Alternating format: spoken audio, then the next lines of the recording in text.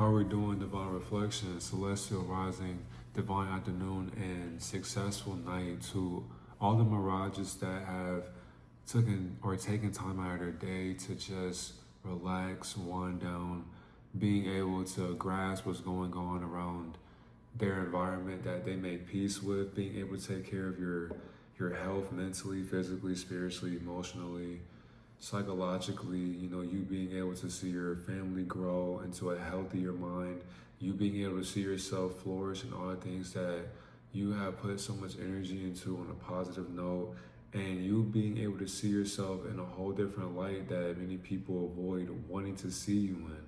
That's exactly why if you see yourself feeling different or doing different things, doing better things for yourself, you're on the right track. And I do have key points as well, and I got a video for you all. It's basically loading right now. I got 93% from my Zoom, so I'm gonna put that on YouTube so you see me just typing and all that. I'm basically getting that video done for you. And it's 4 o'clock a.m. So right now, I just wanted to show this as an example. So this is one of my kids from the organization that I work at, and this is my handwriting. I put down, I will listen to coach 50 times, write it out. And this is basically what the boy ended up putting, and that's his handwriting right there. And what's crazy, I know that this is not 50 times, but he ended up reaching, at least he spelled it right though. He ended up reaching right here. But I don't think this is 50. And he tried to fit all the words in and all that. So it was just interesting when he did that. And the one thing about, and this boy's name is Carter, by the way, and what I noticed to me, Carter's different. Carter's the type of kid to where you gotta tell Carter things numerous times. And he's not the only one that I gotta tell things to. But he's one of my children that you gotta just basically keep an eye on. Because my thing is too, Carter, the one thing I like about Carter is that whoever's dressing him, like they're putting great outfits on him. And I enjoy seeing him coming to the organization or after school, the program that we are in, coming dripped out, being able to have shoes that match the shirt or pants that match the whole entire appearance that he's in, the jackets that he has on. It's like that little boy be fly, I'm not gonna lie to you. And he be having like lineups, he got the dreads and stuff like that, or I'll say fox twists or locks or whatever you wanna call it. But overall, like he be doing his thing. But what's crazy, I had to tell him numerous times about wearing a belt because he would come to the establishment and once they do homework and whatnot, we go outside and play football. And then we go to the gym and that's our day really. So a lot of times when we're outside in the field, what he used to do is he'll wear his jeans and his best shoes. And for one, his shirt will already be dirty because these are 3rd and 4th graders. I thought they were 2nd and 3rd, but 3rd and 4th graders. So he'll come around and he's running, like I'll throw the ball to him and he'll catch the ball somewhat, but he'll catch it. And he's running with the ball in one hand and he's holding his jeans in the other hand. So he can't even really run a route for real. And he's the type of kid, he talks with saliva. So it's like, Carl, lay on the ball, please. I'm like, back up. Back up. I got you, but back up. Stop touching me. And then even today, I caught him. No, a boy told, because I was helping Kaylee, and Kaylee Burton, she had homework. She had math homework. So we were doing 3 process addition equations. So for example, it can be 281 plus 747, whatever the case, right? And I'm helping her with the homework. I'm sitting on the table and I can see, I gotta take care of 26 kids by myself. So I'm sitting by this table in the room. If you just look my direction, the door's right here to the left, you walk in, table, table, table, table, table, table. And you look straight ahead, that's where I was sitting. And I forgot what kid it was, but they walked up to me and said, Carter has a chicken nugget and he's spitting it out. I'm looking And the moment I look, he has a chicken nugget in his hand and he's spitting it out. And I'm looking at the napkins that are on the wall that you can go ahead and get whenever you need. And it's like, and Carter's been here longer than me. So I would have thought by now that Carter would know where the paper towels or the napkins are. But in that time frame, he's not really thinking about that. And I noticed too, his friends or associates or whatever, they're laughing or saying ill, but then when they see my reaction, then they tighten up and they want to move away. And I noticed too, Carter likes to sit with the people that he's comfortable with. He enjoys laughing, he enjoys playing with them. But whenever we got homework out, I'm not playing. The thing is too, I'm not finna yell at you. I don't have time for that. I got better things to be doing. Not saying that what I'm doing is not better, but yelling, that wastes too much energy. Especially with where I am in life. I don't want to be mad. I don't want to be stressed. I don't want to be upset. I don't want to be angry. I don't want to be sad or depressed. I just want to be at peace. Make my job easier. So if you all keep on screaming, you keep on yelling, you keep on throwing things, you keep on taunting each other, okay, every time y'all do that, I'm gonna add 5 minutes. And they think I be playing. So when they do that stuff, I'll be playing mind games. So when Carter does something, I look at Carter and I say, you know what? Carter, because you want to do that, everybody got time. So now everybody's mad at Carter. But realistically though, I'm not giving Carter more time than what he really needs. I just want to see if he'll just get his act together. But the thing is though, I still become a man of my word, because if you're not listening, you're going to have 10 minutes, 15, 30, 20.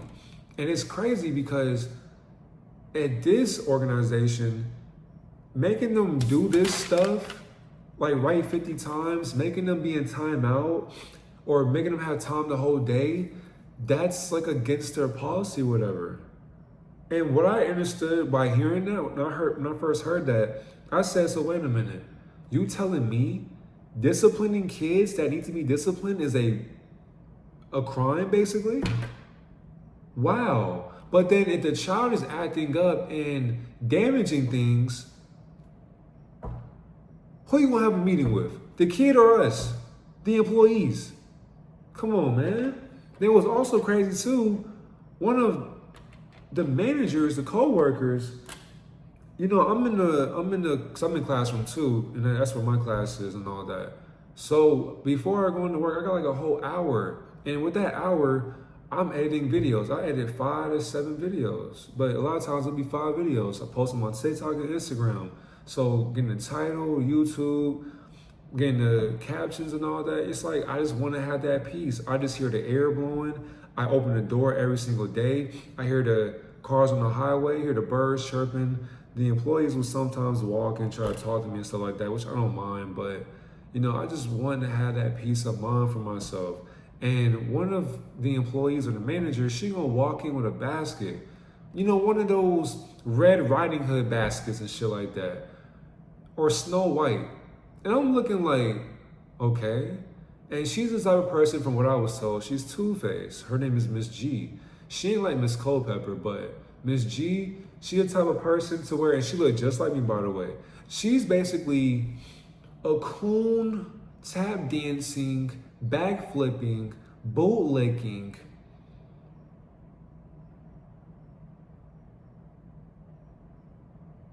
two-faced being. She's just two-faced, and she's a coon tap dancing machine. She pleases.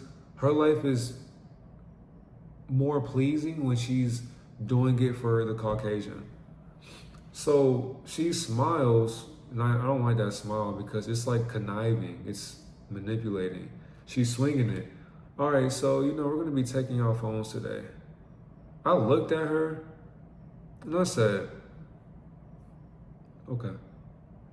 And she was just talking, but when she talks, she can never look me in my eyes because I know something about you. And the thing is too, we're in that phase, about to be 2 months since I've been there. We're in that phase to where this mask of being nice and aiding me along the way, that stuff I knew was gonna dissolve on the first day. It always been like that. So when the employees are telling me about her, I'm like, oh, I can already see that. She's been sneaky. So I would never trust her anyway. And it's sad because you're my reflection and you're doing weird shit at the job. Why would you come to me in my sanctuary and you talking about we're gonna take your phones? Get the fuck out of my face. And guess what? Phone was still in my possession the whole entire day. Get out my face with a false promise and a false act that you think you was gonna do. If they sat there and said, give me your phone, I would have walked out that bitch. No, you wouldn't. You saying it happened though. I would have walked out. Because my house is not that far from my job, so it wouldn't have mattered anyway. Like, there's no way you think as if you're finna tell a grown-ass adult that pays the bill for the phone, you sitting here telling me I need to give you my phone? Are we in high school? What if I came up to you as a manager, or as an employee, as you're a manager? I come up to you and I tell you, we're gonna take your phones today. So that shit was crazy. And then she comes into my room and it's like, what I noticed too, a lot of these, not even just employees, but no, recently it's been 1, 2, really 4 people who had just been in my class. And these people, they don't have anything to do in my class besides just watch what the fuck I'm doing and watch how I handle these kids. Because all these other people, they got problems with their classrooms, but it's only my second, damn near first month being here, and these kids literally treat me like a father figure or a big brother. So I'm confused on how y'all been here more than years and you don't have your classes down pat. I don't understand that shit. Y'all yell at them, this and that. I don't have to yell once. What is happening? But back to my guy Carter. Because it was bothering me. A lot of times too, the kids pick on him and all that. And I do defend Carter. When the kids do that, I be like, hey, stop calling him names. Don't call him stupid. But I do feel as if, though, in his mind, he processes things very slowly. And at one point in time, I did as well as a kid. So I'm not going to sit here and bash the child for that. Nah. Because right now, in his state of being, he's not really aware of how to be where everybody else is. And that's okay. We all play the game at different paces. Nothing wrong with that at all whatsoever. But he's the type of kid to where he has to roll around the ground. He has to follow what other kids are doing. And when he follows the other kids, they move away from him. It's like they look at me all the time. It's like they look at me for approval. And when I tell Carter something, Carter will sit there and be like, what did I do? And he'll get smaller. And it's like, Carter, I don't want you to become smaller. I want you to know, like, you're not what you think you are. You're not slow. And I really think these kids have, because I think that's how I used to be as well. When people make fun of me and shit like that or say certain things, I didn't have this awareness back then. So I wasn't really defending myself. But when I see it happening in my face when kids pick on him, I'll be like, hey, y'all chill. We're not doing that today. Y'all can all have time. No, we're sorry. Codes are bad. Go apologize. When people push him, hey, you pushed him? But did you push him? But Coach, yes, I pushed Carter. Apologize to him right now and go I don't say sit your ass down, but go sit down. And I don't be playing. They be looking sad and stuff like that, but guess what though? I put that time on there because remember, you're only in 3rd and 4th grade. So these coaches before me, they haven't been conditioned into really instilling programs to help these boys and girls become better civilians in society. Because they just sit on their phones and then, I'm an old YMCA, but sitting on their phones and like expecting somebody else to do the job for them. And also we got Coach D as well, who's a part of my class. He'll come in later on when he gets from the bus and all that. But a lot of times he just lets me take the lead as well. So, and he's been here longer than me as well. And it's just crazy how they ask me who's been doing good, who's been doing bad. I'm just like, it would be nice if I can get some fucking help. Excuse me. And the thing is, the manager's been saying I don't need it, but you don't know how strenuous it is to deal with 26 kids. Repeatedly telling them, sit down, stop doing this, you're bleeding, okay, I got you. Can you give me this real quick? They're yelling. It's just, come on, bro. 1 against 26? And we talking about energies that are youthful. They just came into this realm. Come on, man. What I realized about Carter, though, this child carries the karma of the home within his behavior, because the things that are unresolved in the parent will reappear as confusion within the child as well. So a lot of times, let's say we're just intelligence alone, or even just his personality or his cognitive intuition. This being may have went through things in the past life to where in this life, this being is constantly having to be told something, but he's not getting punished for it till he comes to where I work for after school. So it's like, whenever I'm correcting this child, he always looks confused. And even when I tell him, if you ask me again about how much time you have, you're not going to play today. He'll go and run to the bleacher or whatever. 10 minutes later, he'll come back to me. Coach, how much time do I have to play? He didn't ask me that yesterday like over 5 times. I told him every time you ask me that, I'm going to add more time. He said, okay, I won't ask no more. What did he do? Now I'm looking at him like, Carter, you're not going to play today. Because for one, I told you to do something and you weren't listening to me. So because you went to ignore me, you're not going to play today. A distracted child is not a broken being. They are simply vibrating at the frequency of their upbringing. And that's when I realized too, environments are programming the attention before schools ever did. The environment basically, and these are just, I don't want to, assume or anything like that, but just from what I can see, there is no home training. Because why are you rolling around in juice like a dog in the outfit that your parents or your dad has picked for you? Copyright issues? What's the copyright issue for the video? So, as this being, hold on y'all, this is the rapture video. What the fuck? So as this being is rolling around in juice and all that, I'm asking myself, your parents, your father, may have even helped you with your outfit, and you don't see a problem with that. So I think he said, his father addresses him, whatever. I didn't hear him mention a mom. So I'm thinking to myself, got it. So I'm thinking to myself, why aren't you taking more leeway, more consideration for not wanting to get your stuff dirty? But as a kid, you don't really think about it like that. So that's exactly why this distracted being, I don't see this being as broken, but they're just basically vibrating with what they've been raised in. So at home, they probably do run around with paint and food and juice and condiments on their shirt like it's a napkin.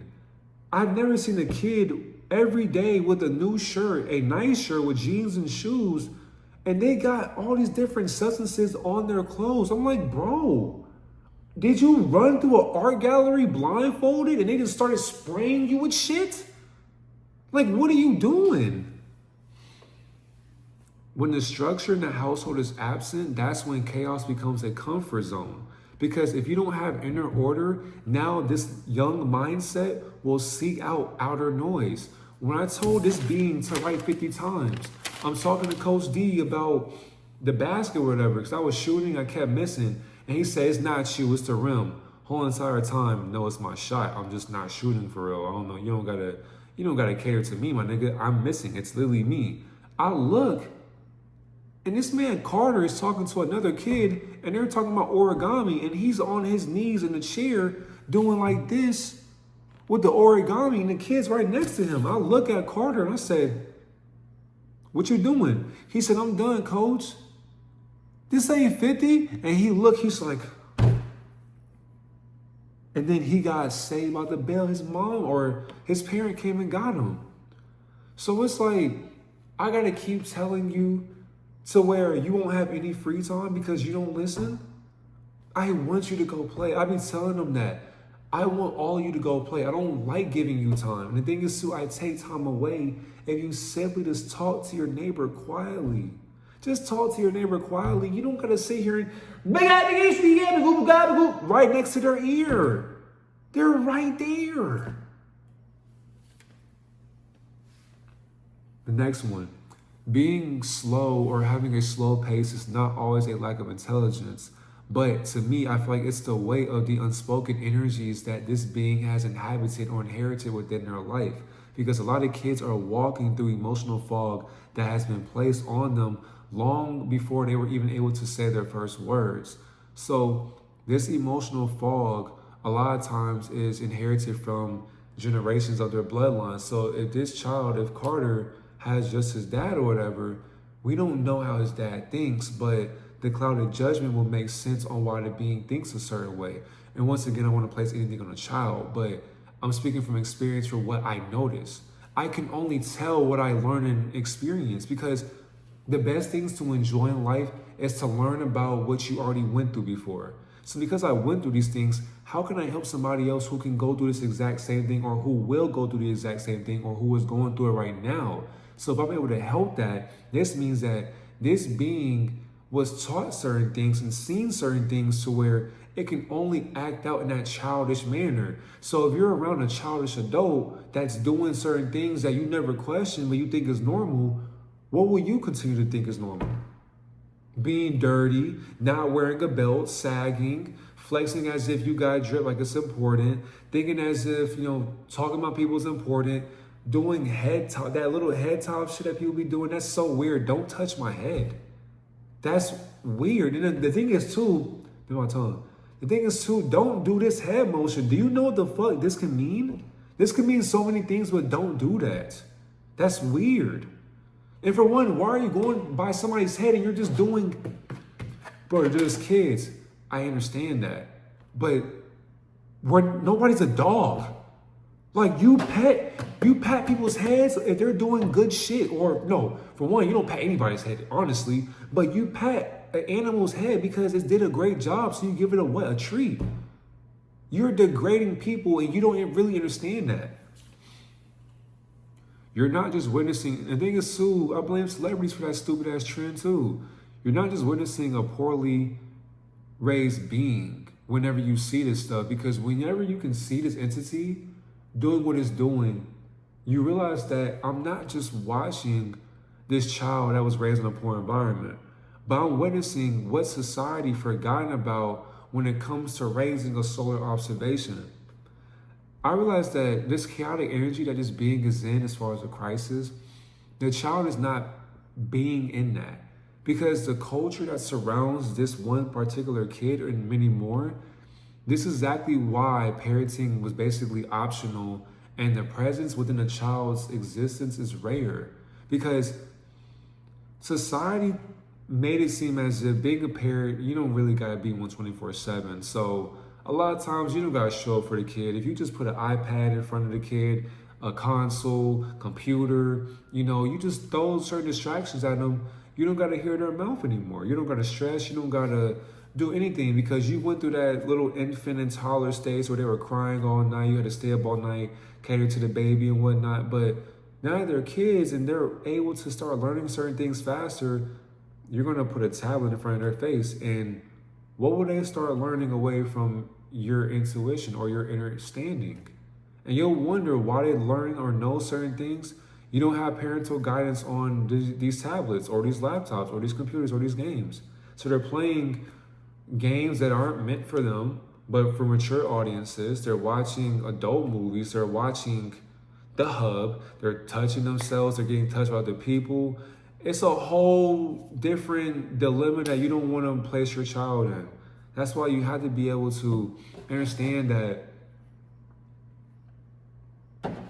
if you have a child, there are no days off. You are a parent 24/7. Even if your child is over 18, you are still a parent. You chose to have that child. That is your responsibility. And if you don't help them become better than you to where that they can take care of you, you failed. And if you get jealous because your child is better than you, you're a loser. Now, for these examples as well, I just want to put these things down just for somebody who's going to understand it. But this being carries the karma of the home within their behavior. So I realized that me telling Carter to write down, I will listen to Coach 50 times. And the thing is, he couldn't even complete that obligation.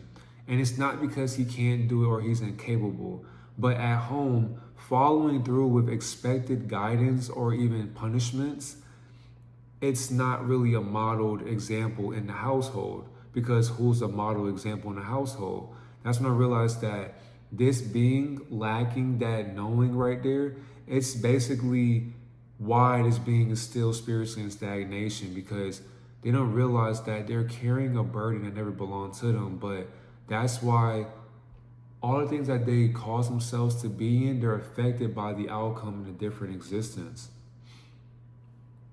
And then I want to do one more. I like this one because I said, whenever the placement of structure is non-existent or it's absent, now chaos becomes a safety net. Because this, I would say not even just this, but these children, they struggle to listen and they are very distracted easily. And the thing is, they're not disobedient at all whatsoever, because they respect me, they help me, I appreciate them. And the thing is, too, I realized too, their nervous system, it's just basically conditioned and it's in a belief loop that makes them trained to being attracted to noise. Because discipline, that's just not what they want to be around. They don't want to really see it, they don't want to witness it, they don't want to learn from it, they don't want to hear it, they don't want to be touched by it. But when that noise of their friends laughing, video games, popsicles, you got chicken nuggets, French fries, microwaves, laughter, when they're around that, they think as if that's normal to them and it makes them feel good. So they constantly want that. But when you discipline them, now you're the bad guy. That's exactly why, too, when I give them instructions, it's like I'm speaking in gerbil, because the structure that I think is normal to me, it's not a part of their daily environment. So how can they follow that program when at home they don't got to follow that program? That's why it's so taboo to them. When I do or say certain things with how I'm just being in the moment, especially retaining my energy, they're looking like, and I ask them simple questions. Why did you throw this pencil? Why are you throwing paper airplanes? Why are you doing what you're doing? And they'll sit there and give me that fluoride stare.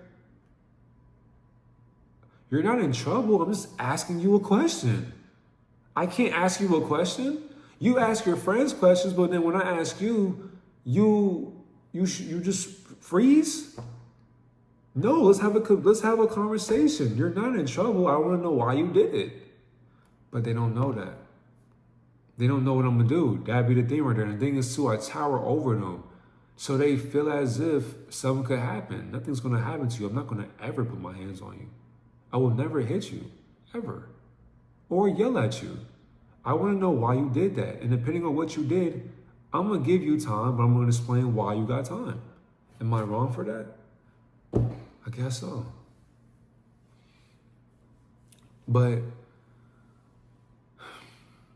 I mean, just the thing is, I understand that no matter what, I still have faith in Carter. And of course, too, I just want to make this quick little video because I remember, we all were just in tune with those videos at my old job, and just, Bella and Demaya, Tyler, Tiana, Josiah, Jace,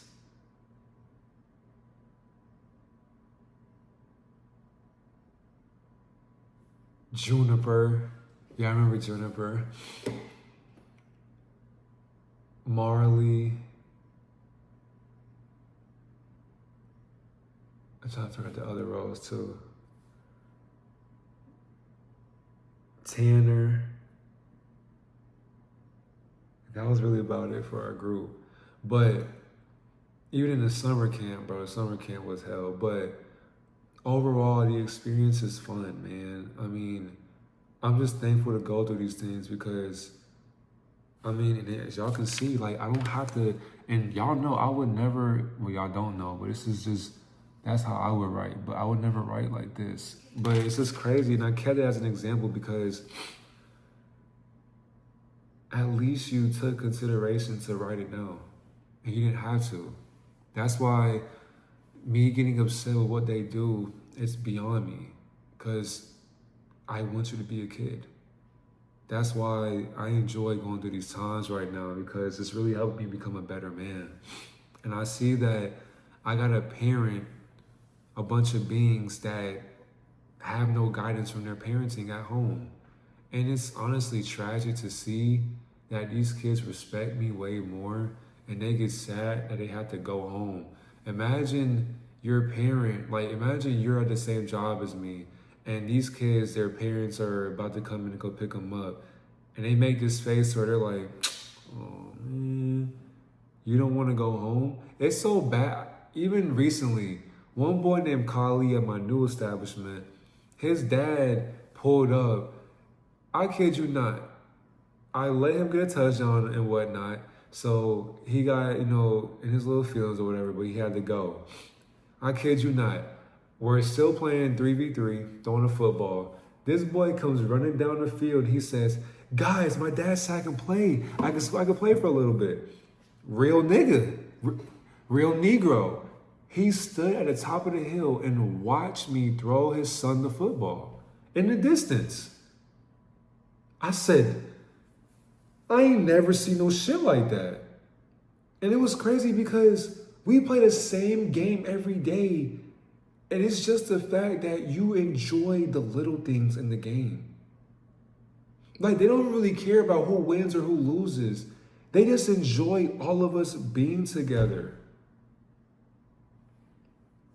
That's the difference between the country and the city. Like the city, they were close to me at least.